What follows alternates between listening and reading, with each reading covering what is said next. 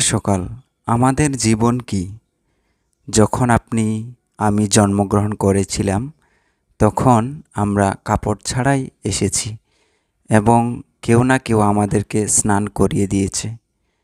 এবং আপনি যখন মৃত্যুবরণ করব, তখনও আমরা কাপড় ছাড়াই চলে যাব। তখনও কেউ না কেউ আমাদেরকে বা আমাকে আপনাকে স্নান করিয়ে সেই 3.5 হাত মাটির নিচে দিয়ে দিবে।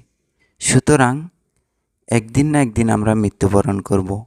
তাহলে এত অহংকার, এত হিংসা, এত নিন্দা, এত সমালোচনা কিসের জন্য? এত কৌতূহল কেন? আমরা এই টাকা পয়সা, ধন সম্পদ, এগুলো সবগুলো তো ছেড়ে একদিন চলে যাব। এগুলো আমাদের সঙ্গে যাবে না। তাহলে আমাদের মধ্যে এত হিংসা, বিদ্বেষ,